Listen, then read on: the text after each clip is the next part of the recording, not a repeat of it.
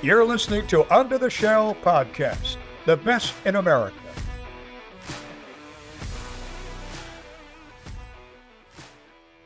Welcome to the season finale of Under the Shell. I'm Brendan Weissel. Sam Jane. Michael House. Today, folks, we're bringing on another women's basketball player, this time a current one. We're talking with sophomore Bri McDaniel, who is emerging as a star in this season's early Terps 7-3 start. Take it away, Bri.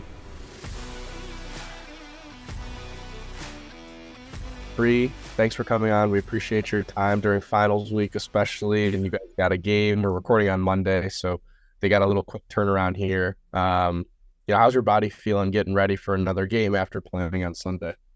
It feels better. Just a little sluggish a little bit, but I did some treatment today, so feeling a little bit better and more myself, I feel. Yeah. For listeners of the show, tell them a little bit about your journey to Maryland, because from what I know, Maryland wasn't initially where you were going to go. You were first to go to Texas A&M. There's a little bit of a coaching change, and you ended up at College Park. So kind of how did that whole process go down? So basically, I found out that Texas A&M had a coaching change. I was planning on staying, but we just decided to go in a different direction. So got my papers clear. Coach B was the first coach to get me on campus and call and get my papers released. So came on campus and just really loved it here. Just seeing like how the team was and how and where Maryland was like years ago and still was being who they were. So just seeing them, I was like, I can see myself in this. And just like before I even made the decision, just really was kind of scared because like I didn't want to make a wrong decision, but my mom and dad just told me to sleep on it. And I wasn't really having like good nights of sleep due to my grandfather passing away. It was really like a rough time. So when I was able to sleep through the night, I knew it was a sign from God and my grandfather. So I was like, yep, this is the right fit for me. And I mean, me and Mike know about this, but again, for listeners who might not, you're very interested in like veterinarianism and agriculture veterinarian. Tell us a little bit about, how much of Maryland's program came into effect and then having the farm that's on Maryland's campus right by Xfinity. Like, how cool was that for you to be able to see that? It was fun.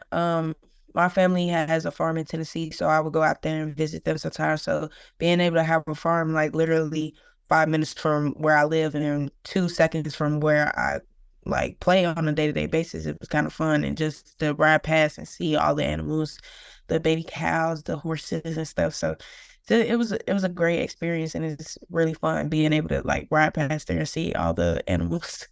So take us a little bit about what you've kind of seen from the team this season.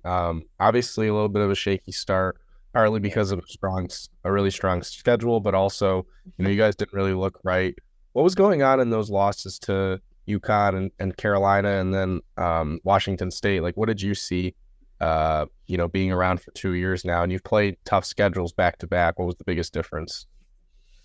I feel like the big difference was we were still trying to learn how to play together. I feel like even though like we had the summertime to like play together, I feel like we were still like had some type of injuries and some type of like ups and downs that people couldn't like control. So like we had to like work with what we had. So now that we learned how to like, now everybody's coming to play together, it was kind of like a hard start, but like once we start coming into practice on every day, coming in with a mindset to get better and just trying to fix our mistakes that we set in the last games.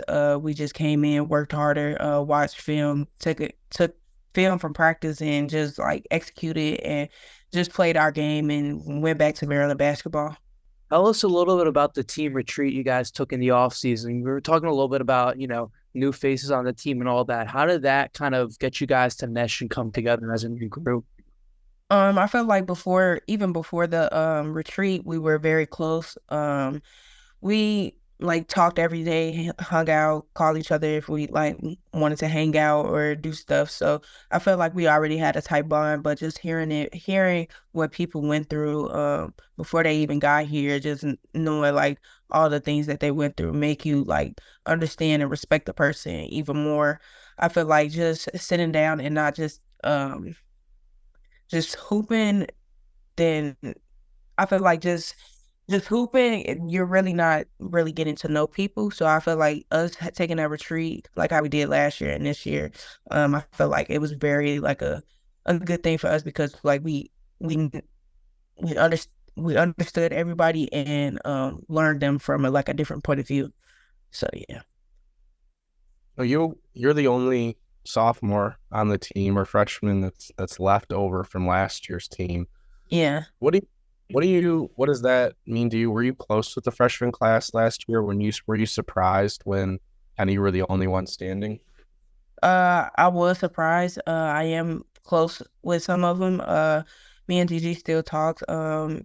It was just like very like eye opening, and it was like kind of hard because like those were the people I came into school with, and I was thinking like maybe me and them were gonna be together for our 4 years, but some things change and people want to go in a different direction. It was kind of like tough to like only be the only freshman left, but sometimes you just gotta think of it as a good thing and like from your standpoint when it comes to basketball. But I felt like it wasn't really like a drastic change for me. But I like definitely did wish like some of them.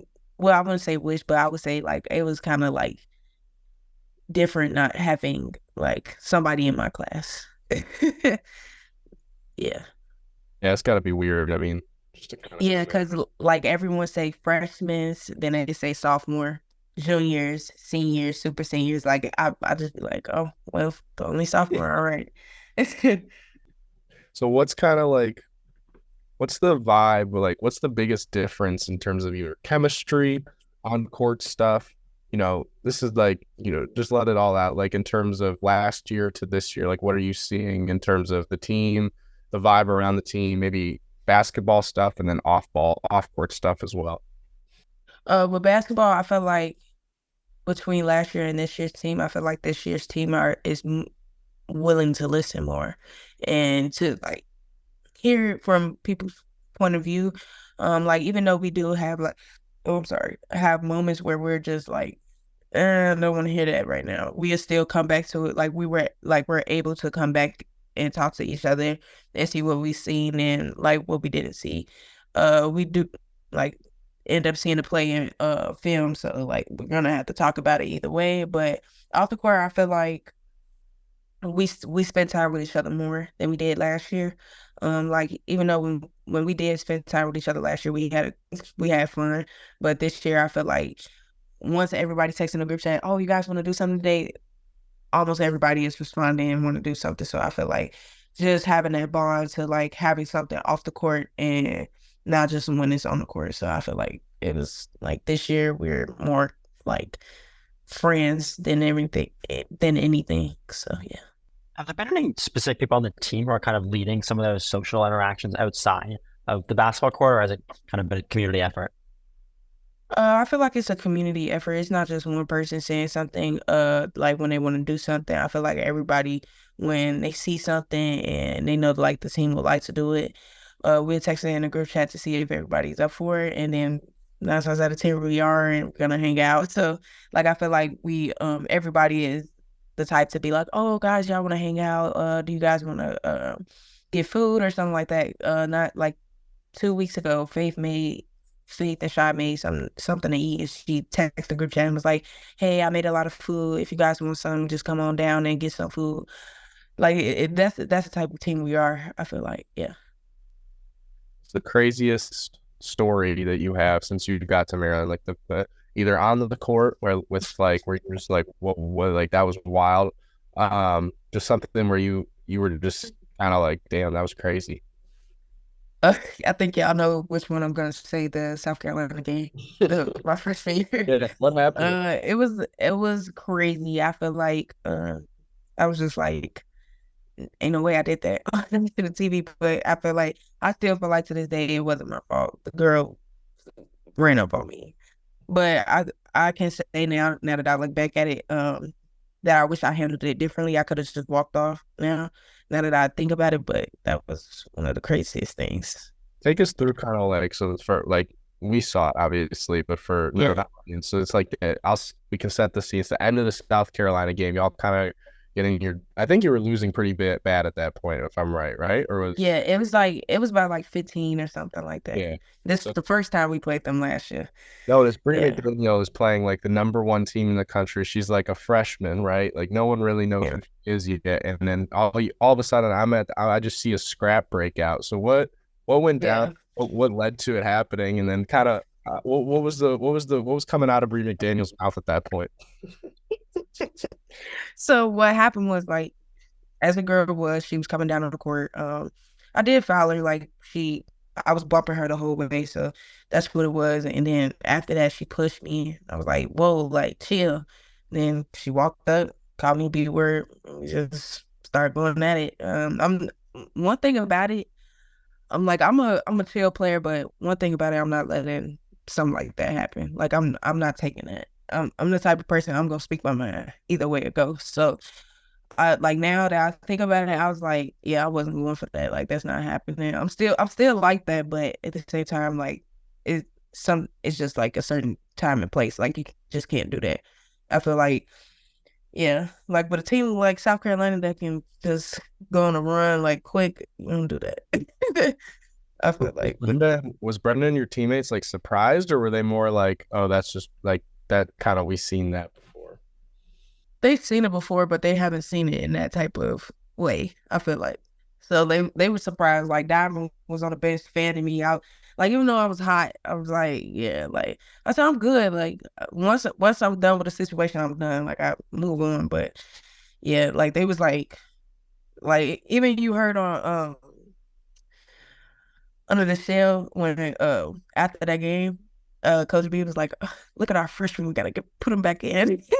But I feel like, yeah, that's me. I'm a aggressive person, so like I'm just doing anything. One thing about it, I'm gonna ride for my team. So like, anything happen, I'm right there. So yeah.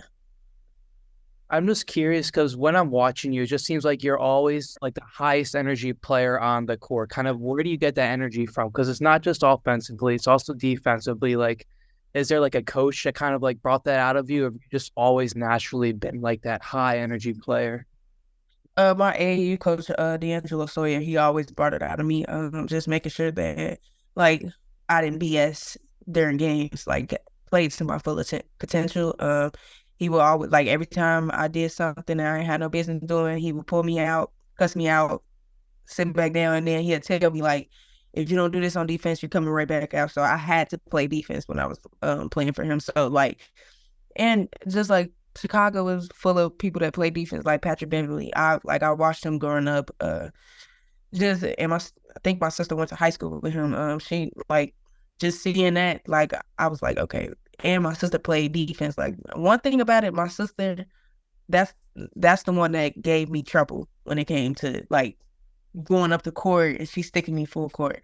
So I just watched my sister and other athletes coming up, like, how they play defense. And anyway, like, college coaches looking for that as well. So just coming in, giving a lot of energy. And I know I seem scary sometimes. So I just try to be scary. Like Brene always say, look scary, they don't give you the ball. So I do that.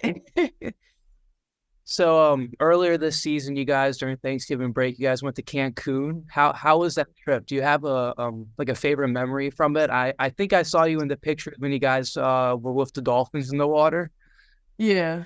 I feel like Cancun, it was really fun. I was able to see my parents, so that was a plus. But being able to play out there and riding dolphins, I feel like that was a once in a lifetime type of thing. So I was like, yeah, of course I want to ride dolphins, and I love animals. So just being out there and riding the dolphins, it was kind of cool. So it was fun to me. Yeah. How do y'all focus on basketball when you at like in this like massive virtual world with all your So I don't even know. I don't know how I focus half the time because my attention span goes like this. So I try to stay focused as much as I can, but sometimes I don't. Can I ask you a little bit? So obviously, NIL, you came into college in the era of NIL, right? Like your teammates before, like Renee, obviously Lab, like they didn't play in that type of era. What opportunities have you had that you can talk about? And then, what is like the equity standpoint? Because you guys are probably the biggest women's team, right? But there's still football and men's basketball. Do you guys what do you know about the opportunities you've received versus, like on the men's side?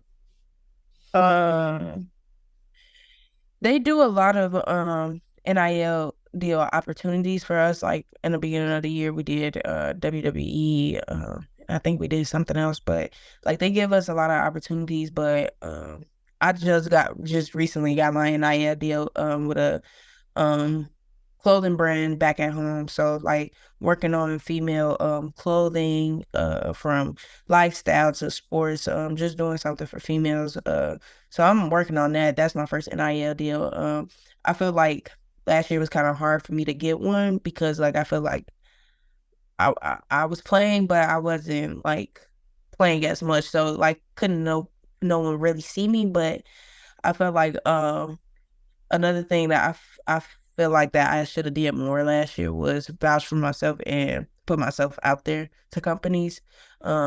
Still same thing for this year. I feel like I need to put myself out there, and I feel like I feel like they already like get a lot of NIL deal opportunities because shoot, who wouldn't? Like some men's are gonna go like pro. So that some places are trying to get in where they fit in at. So like I feel like the women, like I feel like sometimes if you don't like if your name is not out there enough, I feel like you don't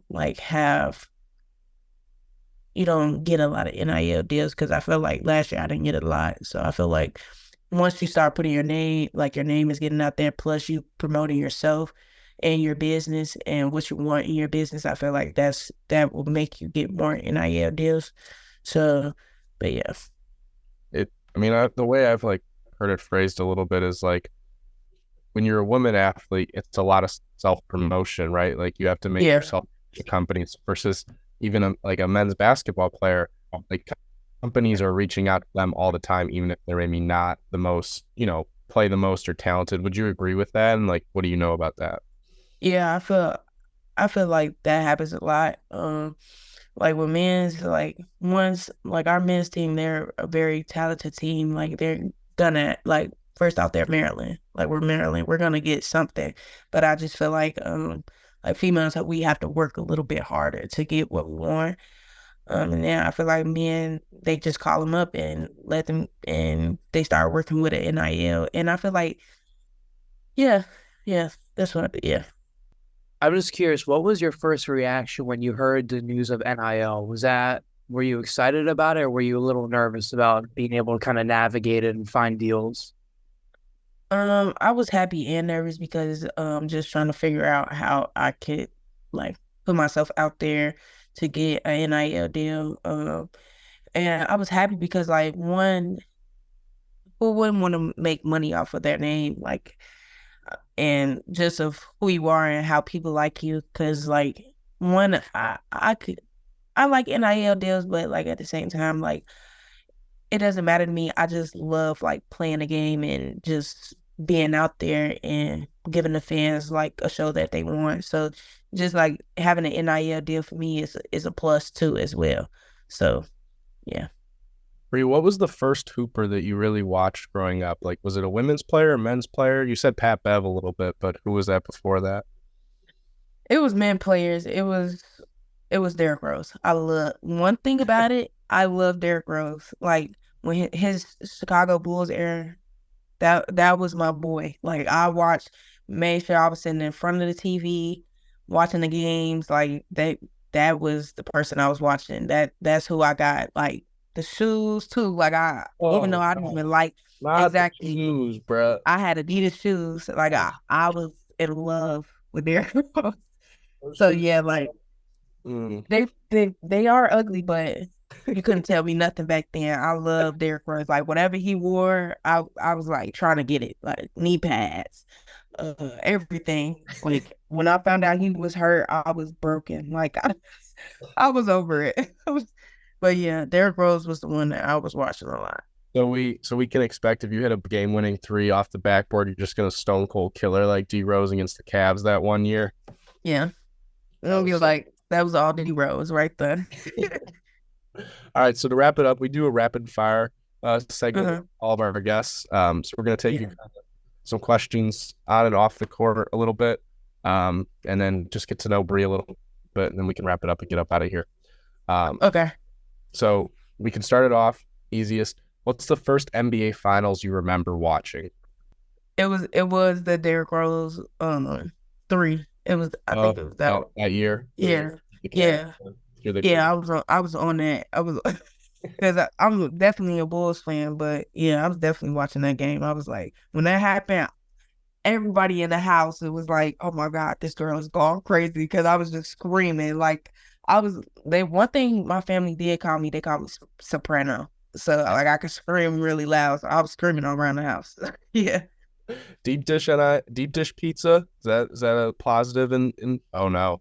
No, we do not. We don't eat deep dish pizzas. We tell people to go get it. Like we like promote it to other people, but we don't eat deep dish pizzas. Okay. What's the loudest opposing gym you've been in? High school, college, AAU, whatever. High school, Simeon. College, Indiana and Iowa. What's the most tight or like cramped opposing locker room in college? Like who has the worst opposing team locker room? Who is it? And I know it. I say Iowa. Like I felt like everybody was running into each other. Like I felt like it was crazy, but their bathrooms was nice. I can get them that. The bathrooms was nice, but the locker room, it just felt like everybody was knocking into each other. Right. Are you like what's your hobby? Like what you like to do in your free time when you get a little downtime? I like to cook and bake. Yeah. Favorite thing to bake? Bake upside down German chocolate cake. Oh, you had that ready to go. Yes. What's your favorite shot in basketball? Like your favorite like play or shot that you like to get to? I will say when I'm in a post and I can do it up and under. That's been my favorite recently. Yeah. Well, what went into the hair change? Like was that predetermined before the season was over? Was that kind of back of your head? Yeah, like when I first my parents wasn't like, they was like, you're not dyeing your hair right now. Like you can wait till you get to college. So I was like, okay, when I get to college, I'm gonna dye my hair. And luckily, Gigi knew how to do hair, and she knew how to dye hair because of her mom. So Gigi dyed my hair, and I just been dyeing it ever since. I was like, and then now everybody recognized me with red hair, so like I really can't change it. Like when I did like have like black hair, they was like, I didn't even notice you. So now I really got to keep it for real. What's like your dream vacation spot, either to play basketball or just in general? Bless you. In my dream vacation spot, I can say going to the Dominican Republic. DR? Yeah, DR. Mike, you got any for her? Favorite piece of gear you've gotten here at Maryland? I can say the Sour Patch Kids shoes. Those were my favorites. Smooth. And the ones, I call them the Easter shoes that I wear at home games. Those are the ones that I like. So yeah, I feel like low tops is my favorite. So yeah. And then I think me and Sam are going to stop by Chicago on the way to the Big Ten tournament this year. Is there like one landmark you say we should go visit? I told him about the Bean and like the Navy Pier and all that. Yeah. The Bean and Navy Pier. I feel like you should go to the Buckingham Fountain, even though like it's not on. It's still like a cute little scenery. Yeah. Buckingham Fountain. Everybody go there. Yeah. I said the aquarium's tough too. Oh yeah, Shed Aquarium. Mm-hmm. That's nice. Yeah, I love the Shed Aquarium actually. All right, Bree. Well, we appreciate you. Thanks for hopping on. Good luck with the rest of the season, and thanks again for joining us for a quick little interview here. Thank you.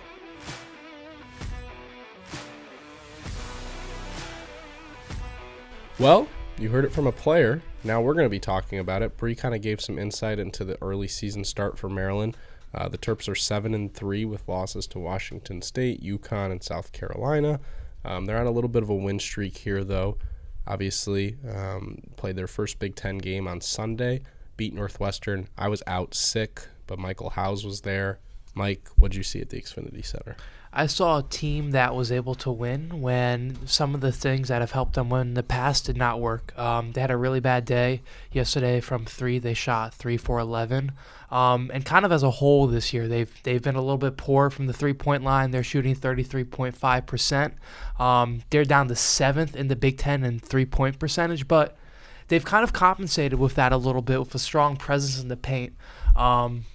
I think that there's been a couple moves that's kind of helped that. Allie Quebec, she's moved into the starting lineup the past few games. She's kind of emerged as a pivotal piece on this team, recovering from that ACL injury she suffered last year. And I think the team has kind of bought into rebounding and having that presence in the paint. They had a couple lackluster games to start the season, especially against South Carolina. But recently, they've been really buying in. They're second right now in the Big Ten, actually, in combined rebounds. You just see people like a 6'2" Shy Sellers leading the team yesterday with 8 boards. That kind of like team buying in and kind of all, placing an emphasis on something that was a struggle before. I know. I checked the score at halftime, and Maryland, I think, only up by 3, right? Mm-hmm. Was that something you were kind of expecting going into the Northwestern game? No, I was not, and I kind of think that those 3-point struggles were a leading factor into that. They only made 1 3 in that first half, and that was a buzzer beater by Shy Sellers. And it just was not working. And then they had a monster third quarter yesterday. Whatever Freese told them in the locker room worked because they outscored the Wildcats 20-6. Wow. That frame. That's Maryland. Maryland's had 3 games this season where they've trailed at halftime and come back and won.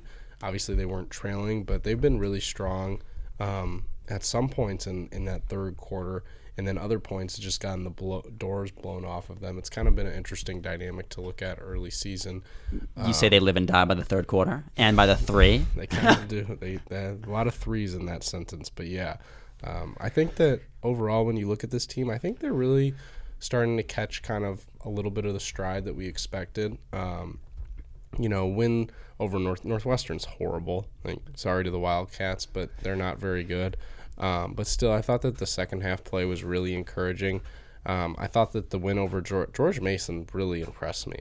They were a really solid team, and I thought that Maryland really kind of found something there with a little bit of the grit and that type of thing to be able to pull out a win there. And they get Towson on Tuesday, so today, as you're listening, and I think that that'll be an interesting look because Towson's got a good record, haven't played a Power 5 opponent, and I think, as Mike talked about, they should be able to dominate inside with the former Towson transfer Quebec.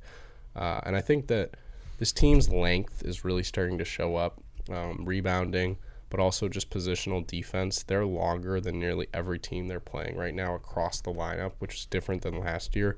So I think that you really want to see that. One thing to improve on really quick, though, is, I talked with Brenda,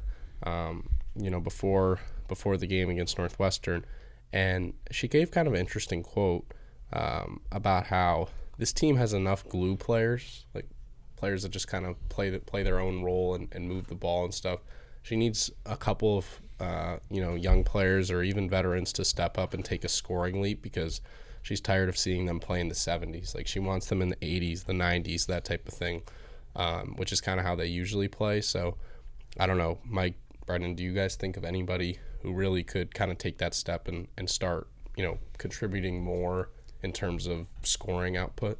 It didn't show up on the stat sheet, it wasn't eye-popping, but Emily Fisher yesterday, she finished with 7 boards and 3 assists. So she's clearly getting more comfortable out there, and at some point she's going to start taking more and more shots with that comfortability. Yeah. I definitely think her, and then we've talked about her a little bit, but Riley Nelson, if, 5-star. She was the best recruit for the Terps heading into this season. She played a team-high 33 minutes against Green Bay in Cancun, but hasn't really seen that many minutes since then. But I still think that she can play a valuable role for the Terps scoring-wise. Did a lot of that in high school, and if she can find their footing in the college game this season, that can be huge for them in tournament season. Yeah, you mentioned the game coming up this morning, 11 a.m. If you've listened to this episode before that's launched, kudos to you. And then game against James Madison the week after on the 20th. So about a 20-day break until the next Big Ten game. What things do you think the Terps can improve on before then? I think that it's three-point shooting, obviously, but I think really solidifying who your next option is behind Shy. I think that's something that you really want to be able to find out, because they should get Lavender back by the time that they kind of play gets in that stretch of the Big Ten play. And I think that between her, Jakia Brown-Turner, Brene, Alexander, and Bri, you really want to nail down who kind of that secondary scoring option is going to be. Even Allie Quebec. Even Allie, yeah, good point. So I think that's really something you want to find, because all of those players are kind of right now not hunting their own shot, I think, as much as you'd like to. Because if you look at Maryland, like go on ESPN's stat page, look at Maryland's stat leaders.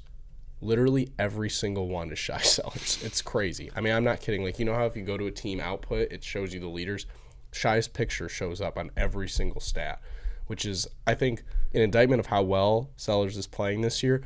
But also, I don't think that's something Brenda wanted to see, considering how much they talked about we want to play by a score-by-committee type of game. You know, me and Mike wrote about it a million times. It's not really, paying off in fruition right now. I'm really confused with Lavender Briggs' usage this year. This was a player who averaged nearly 20 points her sophomore season at Florida. And, yeah, she was injured for those first 7 games, but she only averaged 6 points. Yeah, I think that injuries have played a role, and I also think that I agree. I thought they were going to play her way more out of ball screens. I thought she was going to get a lot more on-ball looks. It hasn't really come. It'll be interesting to see when she comes back from the injury, because they should be able to string a couple of wins together here. So definitely an easier slate than what we saw at the beginning of the year for the Terps. But they're in a little bit of a win streak here, so we'll see how it gets going. Not any must-win games on the schedule like how Maryland men's basketball last game was against Penn State, which is kind of crazy to say in December, but guys, the win over the Nittany Lions felt like a must-have. I mean, am I wrong, Brendan? It kind of seemed like a game that you got to get. I mean, I think it was absolutely a must-win game. Maryland won the game in an extremely ugly fashion. Penn State was a team that, coming into the year, looking at this game at home, red-out game, whatever you want to say, I think fans would have figured this would be a pretty big blowout. Taking Penn State into overtime, I think, was nothing we expected going into the season. However, when we talked about it a couple days before, I think fans and what we were talking about was, if Maryland can win this game, it'd be huge, because the way the offenses look has just been awful. It didn't change again. Oh, I absolutely agree. Yeah, I mean, it's just crazy how reliant they are on Julian Reese and Jameer Young. There's an article in the Diamondback by Eli Cohen that talked about how the team has Juju and Jameer have combined for 48% of Maryland's scoring this year, compared to 39% of their scoring last year. And all we talked about this year was how much more depth they have scoring-wise, right? Like, DHS was supposed to take a leap. Donta Scott was supposed to score. Jamie Kaiser was, right? And I guess I said early in the year that I thought Jameer might take a regression. He really hasn't. He's played very well, and Juju has taken a massive leap. It's not showing because they're not winning. He looks so much better. Like, just learning how he can dominate games now, and he's a force on defense. His help side defense is so much better this year than it was last year. I just think that other than those two, the struggles have just been of the rest of the starting lineup and of the bench has been pretty awful, I think, to see, just because of, how much they're needed. You can't just have, especially when they're your point guard and center, and you're supposed to spam pick and rolls with them over and over and over again. There's no spacing to space those pick and rolls, so they're just driving into condensed lanes that, you're throwing up shots against 2 or 3 defenders, when ideally you'd have 3 shooters around them, let Juju and Jameer operate in a lot of space.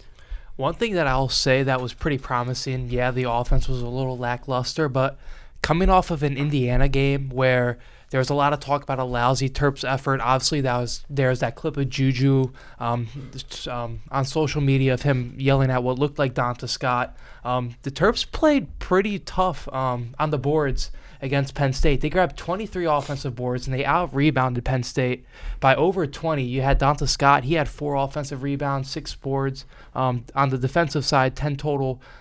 That was promising to see after a performance that many would have called lousy, lack of effort, and you kind of saw that little presence in the paint. I talked about that with the women's team, but you kind of saw that against Penn State with that kind of Willard talked about beefing up and being more physical. You saw that come to fruition against the Nittany Lions. Yeah, I mean, another positive you take away is the fact that Maryland had to win a game in overtime. Doing that early in the season is big, but it's something that really shouldn't have had to happen. The one thing I want to talk about and kind of get your opinions on is what are they doing at the end of the game fouling? I mean, I thought that just made absolutely no sense. The Jahari Long foul? Yeah, I think that was just a complete mental lapse. I don't think that was the plan there. I think in that situation, he probably just saw the ball and lost track of, the type of, what was needed and went for it. But you're right, Brendan, you cannot foul there. And I think that's just not symbolic because it hasn't really been mental lapses, but it just, if you're a team that struggles as much as they do on offense, you have to be slow it down, grind it out, don't make any mental mistakes to win games, and they're not doing that either. And I think that's kind of disheartening. So what do we see as, the final outlook on this team? We're not halfway yet, but we're in a pretty good chunk of the schedule now. Kind of, where do you see this team going in March? If they're going anywhere. The NIT. I mean, I don't know. I need to see a couple more games. I think they'll probably make the Big Ten tournament. I don't think. Yeah, I think that they'll be playing earlier than people expected in the Big Ten tournament. That's kind of where I'm at. The game against Penn State, sure, they won. I think Brendan makes a good point that you win in a tight game that can maybe boost some confidence. DHS had a big bucket at the end. Maybe that gets him going. But, dude, Penn State is awful. They lost to Bucknell, who stinks. And Maryland is in an overtime game at home. I believe Maryland's loss to a UAB counts as a quad 4 loss right now, which is not what you want from them. They didn't have a quad 4 loss all of last year, and they already had one this year. That's just not great. Yeah. A lot of what we predicted early on has just not come to fruition. Kaiser is not – he's shown improvement. He was a lot more comfortable last game. He finished with 10 points, but he's not been the consistent shooter that we thought he would be. DHS, you brought it up last episode. He just cannot shoot for his life. Jameer, obviously shooting the 3 is not his game. He's never really been a 3-point shooter, more of a drive-it guy. And, you don't want Donta Scott standing on the wing the entire game, taking those shots for you. So, like you've been talking about, just the spacing is terrible with the team. Yeah. I think the Kevin Willard quote sums it up pretty well. After the Penn State game, he said, quote, "Just looking at our numbers, there's really no joy right now." He's absolutely right. I've looked at the numbers too. You look at the net rankings, you look at any statistical category you want for this team, and it is pretty ugly. In terms of what you want to say about, what the outlook for this team is, let's think about it. They're 5-4 right now. They're going to win at least 3 of the next 4 games. So they'll probably have 8 wins going into the final slate of Big Ten play. Yeah. It really all depends on how this team is going to play at home. They haven't lost a home game in 2.5 years. So They lost to UCLA. Okay, haven't lost a Big Ten home game. Very true. They did lose a Big Ten game. They did lose that game to UCLA, but they haven't lost a Big Ten home game in 2.5 years. So until they show that they're going to do that, this team still has a little bit of hope. But other than that, you think they'll win a Big Ten road game? Yeah, I think that it doesn't. Even if they win their home game, you got to win a couple road games now to make up for how bad. They only lost one. They only won one last year, and they still finished pretty well in Big Ten. But they didn't. Also, we just said they didn't lose to UAB absolutely, or Villanova by 100 or Davidson. That kind of puts you behind the 8 ball, right? So you got to make up for games you weren't. Yeah, absolutely. I agree with that. Yeah. I don't think they'll beat UCLA. UCLA actually isn't very good, so maybe that'll just be a battle of mid. But they are. I'm looking at rankings. They're 122nd. Yeah, not great. So I think they could get 1 or 2 maybe, but I don't know. they're going to have to pull out a couple of wins. The Big Ten in general looks kind of bad this year, like worse than I thought. Michigan State. That's hard to say. I don't know, though. Yeah, maybe. I mean, Michigan State is terrible. Have you guys seen? They have the worst start to a preseason top 5 team in the preseason AP poll ever. They have a losing record. They're shooting the ball pretty poorly right now. Yeah, exactly. Like they're almost as bad as shooting at Maryland. Like it's pretty bad. Obviously Northwestern's better than I think people expected, but other than that, I mean, you're looking at like kind of that middle class of what Nebraska, Ohio State, Minnesota, Michigan, maybe, Michigan State, Rutgers. Like all of these teams have more than three or more losses, pretty much. So like. I think that there are opportunities. Now, on the flip side, there are also opportunities for teams to upset you, right? Like Maryland's not as good as they were last year. Who's to say that a Rutgers couldn't come into College Park and win, right? So, I don't know. I think they're going to be in a bubble for sure, and I don't know if it's going to burst or not. Yeah, absolutely. I mean, three of the next 4 games, like we said, they're going to win those 3 games, and so then going to Big Ten playoff to see from there. Yeah, I think that you got to hope that your team can get it figured out, man. I mean, they're the only hope pretty much for winter or for the men's side of sports, because it's been a tough year so far for the gentlemen. So we'll see kind of where they go from there. Kind of looking towards next year too. You gotta hope. Juju's a junior right now. I don't believe his NBA stock is to where he would declare for the draft, but transfer portal. I mean. Yeah, I don't know. I have no idea. I mean, his sister did it, so I mean, yeah, it's not. It must run in the family if he does it. Yeah, so we'll see. I mean, next year's a long way away. Kind of figure out where they go from there. But the other men's team that's kind of, permeating in the winter sports is the wrestling squad. Brendan, how's Alex Clemson's team looking? Looking decent, like we talked about last time. Still a bit early. On Sunday, went to Morgan State, Baltimore, won 35-6. Similar to the basketball team, early match, trying to get your guys going. Nothing too big on anybody yet. Only 3 or 4 matches into the season, but still staying in the rankings. So it's good for now. Off for a long time. Don't have another competition until January 5th. So our first episode back from break, I'll have a bit more of an update on them, and we'll dive into some more comparisons for the players. But still very early. Not everybody has wrestled yet to against people that are really of that competition. So yeah, go from there. I think Clemson's team, you just kind of got to wait and see, right? Like they've had the non-conference success last year, the year before. What do you do in a loaded Big Ten is kind of where I'm at. I mean, that's every team in Maryland at this point. Yeah, yeah, exactly. For some reason, the Terps don't really schedule, other than the women's team. Can we think of a team that really schedules loaded non-conference slates? Field hockey a little bit. Baseball has. Have in the past. Ole Miss was number 4 last year. Good point, went down there. I forgot about that. But other than Ole Miss, did they play anybody? Really? But I agree with you. Men's soccer they tried to. This year was a little different because they just lost every game. But yeah, there's not like any I'm talking like iconic home and homes, right? Like how like you look at Texas and Alabama in football, or like there's been scheduling in field like Northwestern and I think North Carolina are scheduled to play each other. Like those are like these huge matchups. Yes, field hockey does it. They do. Field hockey does. Virginia, that's what I said. Virginia, yeah. They have the Big Ten ACC Cup every year. But that's is that scheduled by Maryland, or no? Is that's that, scheduled by that's the conferences. They do every year. But that's by the conferences. Yeah, that's a very good point. I'm talking like Maryland scheduling. Like Villanova this year, Maryland basketball played. That wasn't because Maryland decided. That was like the Gavitt games, right? So I think that I'm kind of wondering is the athletic department really into scheduling these huge big slates? Apparently they are for the women's team. I don't know. I genuinely was asking. I don't know what it looks like for every other sport. Yeah, I mean football played West Virginia a couple seasons ago, That but doesn't count. Sam says it doesn't count. Playing Wake Forest in 2030 and 2031, does that count? I don't know. I mean, I don't know what those teams will be that good. Yeah, is that going to be a non-conference game still? Wake Forest could be in the SEC, and Maryland could be in the Pac-12 by that point. Yeah, exactly. The baseball team last year is a good point. That was a tournament, but this year I don't know. Are they really playing anybody? Let's see.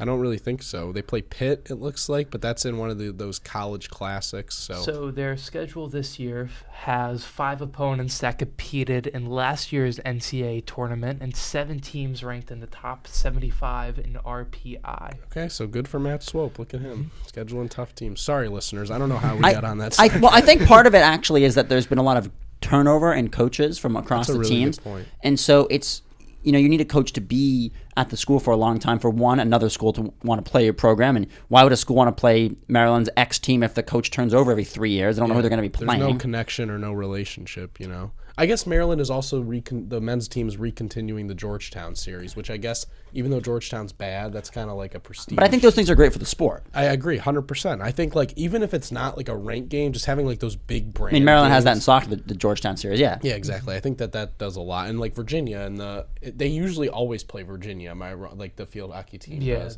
Does lacrosse schedule crazy hard? That's what I was looking up now. Yes, that's a good point. Actually, both lacrosse teams schedule very strong out of conference. Okay, Yeah. Got you. Because they play John Hopkins, but John Hopkins. Well, they're in the Big Ten. Yeah. I was just I was thinking about last year who they played in the non-con, and kind of. It's a lot of the teams though play some of the same teams around here that tend to not be that strong. Towson, George Mason, last right? year, the men's team. I was right. I thought they had played a really tough. They played Richmond, who was ranked. Syracuse, they played Notre Dame, Princeton, right? Notre Dame. Yeah, they play Virginia. That's a pretty stacked non-conference. So that makes sense, I guess. Women's lacrosse played 4 ranked out of conference opponents. So maybe it's just the top prestigious programs schedule tough team because the women's team does, both lacrosse teams. What about softball last year? Softball had kind of a weird schedule because they played in that one of those tournaments and they played Oklahoma State. Yes, I recall. So how is I guess the thing I see a trend where it's the more successful teams are facing the harder non-conference schedules. We talked about both lacrosse teams. Yeah, also those are the coaches that have been here for a while. Been here for the longest time. That's a good point. And Sasha has been here for a minute, and you said they've scheduled tough in the past. Yeah, men's soccer routinely does. I think softball played kind of a schedule. They got with a lucky with the one of the tournaments they played over in Mexico that they got to play 2 really good teams, but they had no way of knowing that when they originally That's absolutely scheduled. true. So. I think also you have to kind of know your team. There's no reason for the Maryland women's soccer team to go get blown out 5 times out of conference when it's just going to happen in conference. Exactly, you want to schedule games you're going to win because A, it looks good for the program if you're trying to recruit people. Volleyball. Exactly, and Why B, score 0 goals non-conference when you just do that on the schedule? No, my point is that if you're trying to build some momentum, and you agree with me, Mike, you're just joking, is that you want to That's a great show point. that you can win, and this is an interesting topic. Yeah, you don't want to put the team morale in the dirt before you even get to the challenging part of your schedule. So I think there's benefits to both for sure. I think the interesting thing to look at is football, obviously, because that's the one that gets the most talk about, and obviously with the college football playoff happening, and the expansion now, how's that? So gonna work? But I don't think Maryland has. If you look at the schedule next year, and you can look at the out of conference opponents, not sure Villanova in basketball will. In football. In football, sorry, yeah. Also in basketball. basketball. Yeah, exactly. And I don't blame you for associating Villanova with basketball. Yeah. To be fair, you didn't even know that team. So Villanova in football, I'm not sure is going to really get the college football playoff committee when Maryland next year is fighting for that 12th spot. Exactly, big playoff game in CQ Stadium incoming. Oh yeah. All right. Well, that kind of wraps up an interesting little part there. I kind of like talking about that was good. I'm not sure we got there either. I had no idea how we got there, but we got there. But that's kind of wrapping up all the winter sports. So now we're gonna do a little bit of a semester recap because we're headed to the end of all 3 of our semesters. Wish us luck on our exams. Fingers crossed. And we're gonna kind of give a little recap. We're taking a break here. So Brendan, what do you got for us? All right, so we've talked, we're going to continue to do it about all the teams this year and how they did, but we had our predictions at the beginning of the year. Any biggest surprises from how teams finished, how players did? What was your biggest surprise of the season, Mike? Biggest surprise? How lackluster the fall sports were here at Maryland. You think about the field hockey team, they failed to reach the Final Four this year. That was a little bit of a surprise. They've been really successful in the past. Football, they had that dry spot in the middle of the season that just kind of soured any confidence you had in the program by that 5-0 start. And then men's soccer, just disappointing season. The most disappointing season you could arguably say in all of Sasho's career. It's absolutely true. That's what I was going to say as well. I mean, not winning a conference game looks like Sam was going to say that as well as he grits his teeth. But yeah, I mean, absolutely finishing projected to be the first team in the Big Ten and not making the Big Ten tournament. If you had told me that at the beginning of the year, I would have laughed at you and told me you don't know anything. Yeah. Okay, so both of mine got stolen. So I'm going to come up with a third. That's Kevin Willard's 2024 recruiting class. Very well said. I'm surprised at how just like there's basically nobody there, right? Like, Is there nobody? What do you mean by basically? He has no recruits. he has nobody there. Yeah, like, I mean, they had so much momentum last year. He came in, and usually new coaches get this kind of like boost in recruiting. Oh, right? absolutely. 'Cause, like, people are like, oh, okay, you know, like this is a new guy, I want to commit for them. Right now, they have nobody committed. I mean, who are they building that facility for? Yeah, exactly. Derek Queen. Derek Queen, I guess. But I mean, it just feels like they're putting all of the eggs into the like top basket, right? Like Derek Queen, Bryson Tucker, Malachi Palmer from Maryland, and I'm shocked basically at how little success they've had on the trail so far in the fall. So that would be my biggest surprise. Maybe it has to do with Tony Skin's loss. I mean, they tried to replace him with Mike Jones, which is a great replacement, really good coach at DeMatha, but apparently the dude had like deep ties to the DMV area. Yeah, I mean, And his team is looking good. Yeah, Yeah. that's a good point. I think that maybe it'll get turned around, but it's getting late. What's the saying? It's getting late early and it's getting early late or something like that. So I Something think like that. Yeah, I think that this team, you got to hope you fix it on the court, but then you also got to hope you fix it on. I mean, I don't even know what you would do if you don't get any recruits. Yeah, they're going to have to get someone. I mean, this team isn't like. I mean, Mike talked a little bit about for next year, but I mean, Jameer's gone. Jahari Long is gone. We should get someone to talk about that when we come back. I mean, I haven't thought about this. Like, I actually don't know what they would do. Donta Scott's gone. Yeah, I mean, they'd have to just dip in the portal like crazy, and they showed this year that's not necessarily Willard's strategy. top thing. So even that's also not the way he built any of his teams at Seton previously. Hall, Yeah, he was a total like build, stock up on talent, and like the senior. By the time the guy gets to his senior year, he's a stud. You know what I mean? They're the not issue really is that. now though is that those guys can basically leave in free agency. Yeah, that's a good point. But I don't know. They got to get one. I mean, they got to get somebody, right, Mike? You would hope. I mean, who do they have offers for right now? Is anybody like a? I don't know. I mean, I think that they just kind of right now like now they're in the season, so it's going to be hard. But that's my biggest surprise. I mean, I just have been kind of shocked at the lackluster recruiting. So. Three pretty negative surprises, but it's been kind of that way for the fall sports. Yeah, the other one I was going to say, which Mike started to talk about, was the home loss against Illinois. Yeah, that's in the football game. That stretch, Northwestern and Illinois. The losing on the field goal. Yeah, that was a shock, and also just I have another set the program back a little bit. How bad the yellow jerseys looked. Yeah, that was I was a high believer in them, and then once I actually saw them, you're getting into a fight on Twitter about it. Yeah, they did not look good. They looked really bad. They also didn't work. Yeah, I don't really. Pretty sure Maryland got blown out in that game. Jay Sean was hyping them up, and they were just not the play, apparently. I did not like them, and I thought I would, too. I thought that the yellow would look better. I really think the helmets just I kind of liked the all-whites. Those were pretty fun. Oh, I thought the all-whites were amazing. Oh. I loved the all-whites. So did our guy that we interviewed, too, Mr. Hampton. Oh, my God. Drew was all over those, Yeah, okay. Well, take us to our next one. Okay. Favorite moment or show and guest from the season? Okay, well, that's like three of them. Just pick a moment from the show, you know? Okay. Do you want me to go first? Yeah, absolutely. All you. Okay, my favorite moment of the show this year. So there's a couple. This was a really fun. I think we really hit kind of our stride almost. In terms of what we were looking at and kind of how we got going. I thought in this semester especially, but there were a couple. Just to name a few guests, I really liked.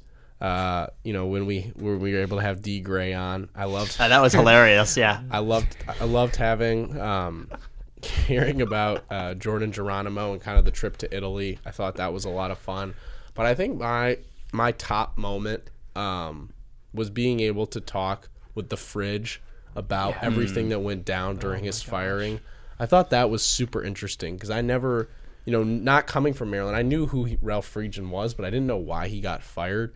And I thought that was really insightful to get kind of what goes down behind the scenes during a coach's who's been successful when they get canned. I'm not sure if he's spoken that much in the past about it, but I feel like he just opened so much to us, like that episode. I thought that was a really fun, and I also loved the bowl picks this year, or the game picks this year. Why'd you enjoy it? I loved the moment when Mike miscalculated my my record, and I thought that was very funny. I think we might have cut out some of that because there was a little bit of laughter, but it was a good moment.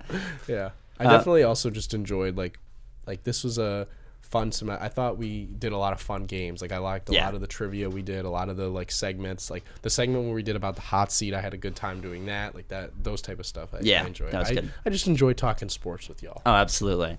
Mike. The D Gray one is just hilarious the way that all came together. Like, our group chat is still named after him. Yeah, so. It is. Shout out D. If he's listening, we have a group chat named after you. But text us if you listen, D. D was amazing. Just that whole week, like, oh my gosh, somebody has our name for their podcast, and then we're kind of friends. With line. And he had some great stories actually. Yeah, so I'll say D Gray. D Gray was pretty cool. Yeah, the Steelers-Bengals story was awesome. Yeah.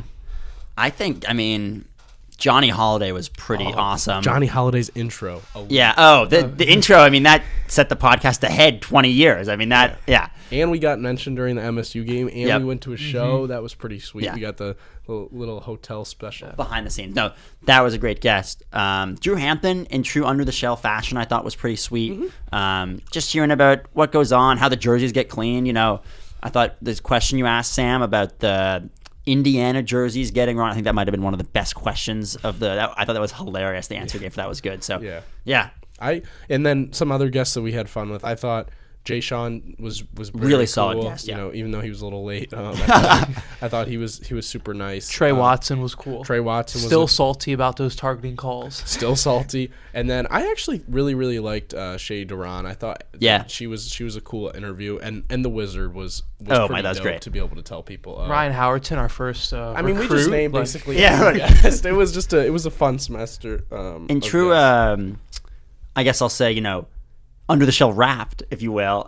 You want to guys take a prediction or a guess? You may know, but what the couple of most listened to episodes were? Yeah, go ahead, Mike. Ralph probably is up there. He's number 3. And then my other guest who would be up there pretty high. I think Jay Sean. Yeah, Jay Sean, I was going to say. I think he's 5th. He's 6th, actually. Oh, wow. Top one is Jordan Geronimo. And it has been him for the entire. Also, it was one of the earlier episodes, so people have a long time to listen to it. But yeah, and then Walt Williams, was he up there? Yeah, Shy was up there. Shy's up there. Yeah. Yep. So I think that was a lot of fun. I think the most underrated guest I would actually agree was Trey Watson. I had a lot of fun doing that episode. We did a good breadth of getting past players, current players, 100%. Players that are going to be here next year. I thought this was a much more balanced and guest lineup that we had. It'd be funny to look back at our guests that we had. It's actually pretty insane. We had season. no repeats either. Yeah, that was pretty cool. I thought we'll have to get some of those in the coming years, but I thought it was cool that we kind of got we got really diverse with who we brought on. Just kind of smiling right now, looking at our first 2 guests from last year, Tyler Cronin and my then guy. The director of strength and conditioning for Holly France. Yeah. Guess who was and then Josh. 3? Yeah, absolutely. Josh Gloobs. And then James Gist. Yeah. Yeah. I saw Gist was they put his name up on one of the things they were doing. Maybe like the Maryland Pride thing or something. I saw his name. I smiled. Yeah, of course. Everyone. Tyler Cronin. God. It's just been crazy progression. And I wouldn't want to do it with any other 2 podcasters. So even the interview quality. It's just So sure. All right, we've hyped ourselves up enough in that segment. All right, let's go to our final little game before the best segment, in my opinion, which is Terrific Terp. Before we get to that, do you have a favorite Terrific Terp, actually? Oh, yeah, I'd love to hear that. Oh, that's a really good question. I have mine. All right, go for it. No. It's your thing. I got to recall who I've done this season. I think the one I did 2 weeks ago, which maybe you were going to say too. No, I have a different one, but I liked that one a lot. God, let me pull up his exact name. The wrestler. Yeah, I can't. I'm blanking on exactly how you pronounce his last don't- name, even though it's a Hudson very Taylor. Hudson Taylor. I didn't know which one was first. That's why I was blanking on it. Either of those could be first names. Wrestler who kind of started the program for Straight Alliance. I thought was pretty sweet. Yeah. Hudson Taylor was a really cool one. I'm gonna go with Len Elmore. I liked that one a lot. I thought, I knew him because I listened like online, but I thought Len Elmore was really cool. And I like doing that edit a lot. Yeah.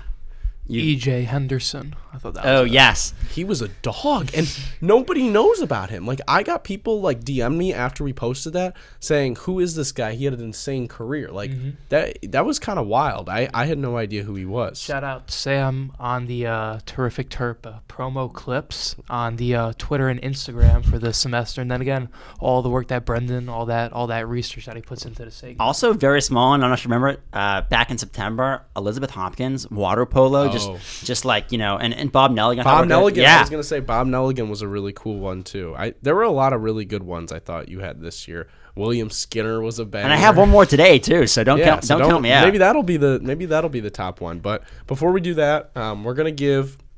We gave some negative moments, but we're gonna consolidate it all. We're each gonna do a little snake draft here, since there's no more bowl game picks. Our top 2 favorite Maryland moments from the first semester. This can be podcast related, this can be sport related, whatever it may be. Mike, we'll start with you since you finished You're too last kind. in the bowl game picks. Well, I'll go we second don't then, know I that guess. yet. I guess pick 1-1 is going to be Big Noon Kickoff. I think that was amazing. what a good that was pick. Oh just my an God, how did I not amazing think of that? moment. That's a great pick, Mike. That was so fun. And for anybody who doesn't listen, we were repping the podcast merch. We all had the shirts on. We had the Connor How did I Stallions not think loves of that? under the shell sign. Wow. That is true. I didn't have the first pick anyway, but that was a great moment.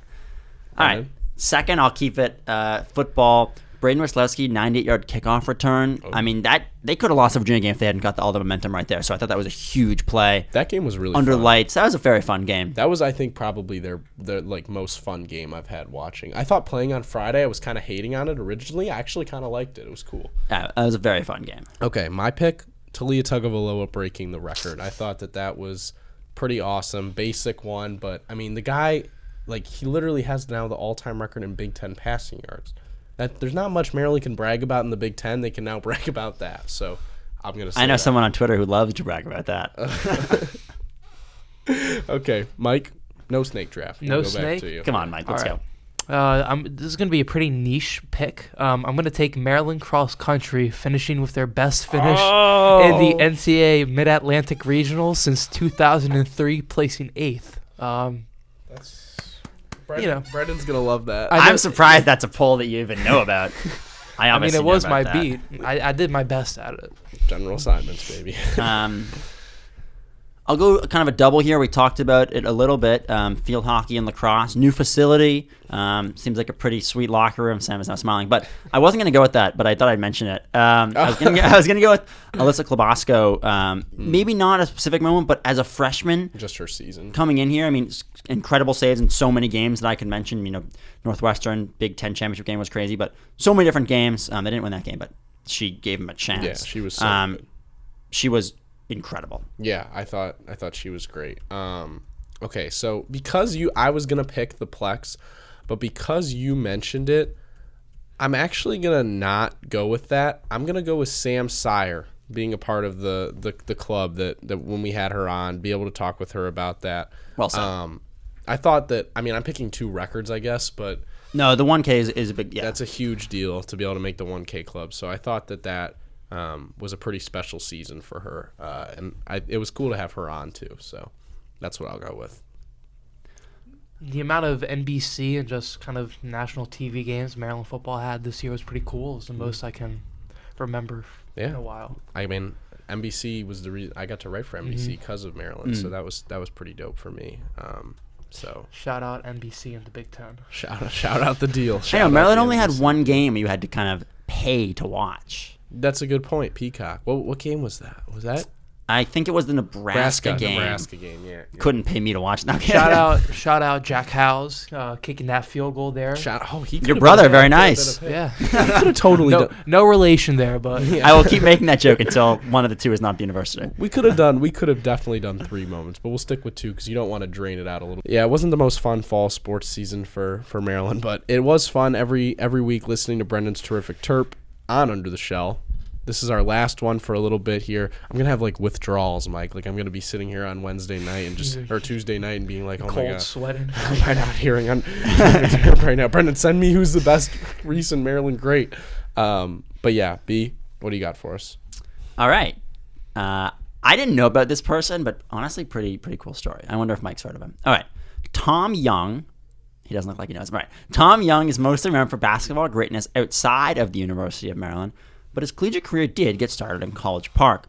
Young played basketball at Maryland for 2 seasons from 1952 to 1954. Then, maybe you'll catch on from a theme from last week's Terrific Terp, he left the team for 19 months to go on a tour with the U.S. Army in Germany. He came back for 1 season in 1957, where he was co-captain of the ACC championship team that ended up finishing 6th in the national rankings. Later that year, he got hired as the coach of, Mike, you want to guess what school? Maryland? No. Catholic University. Oh, wow. He was the youngest ever head coach there. We coached until 1967. He made another turn to the University of Maryland, where he served as an assistant coach for a few years before heading back to being a coach in the DMV. At the helm of American, he coached for 4 seasons and did well enough to get himself a coaching job at Rutgers. He was at the head of the program in Piscataway for 12 seasons from 1973 to 1985, where he had 4 NCAA championships and a winning percentage just over 670. His best year there was his 3rd season with the Scarlet Knights, where he started out to a perfect 31-0, reaching the Final Four. With new recruits, and for Rutgers, maybe they'll get back to the times of Young's reign, but for now, that remains the best record. Following the historic season, he was recognized as the 1975 and 1976 United Press International Coach of the Year. Following his 12 seasons at Rutgers, Young became the head coach at Old Dominion from 1985 to 1991 and finished his coaching career as an assistant in the NBA with the Washington Wizards. At the Wizards, he served under Eddie Johnson, who was the starting point guard in its historic Rutgers season. Young was truly a basketball great. He finished with a career record of 524 and 328, 6-6 in the NCAA tournament, 4-4 in the NIT. He's in the Catholic University, Rutgers, and University of Maryland Hall of Fames, and forever will be remembered as this week's Terrific Terp. And Brendan just closed it out with another terrific terp to close this semester. Tom Young kind of just embodying what it's like as a coach, kind of bouncing around multiple spots. But that's it for us this semester. We're going to have an exciting spring season coming up. You got Matt Swope in his first year as the head coach. You got lacrosse teams, always good. And then you got the conclusion of our basketball season. So it's going to be a great time. But for now, we will see you guys in 2024. Guess what? You got Under the Shell podcast. Nobody does it better.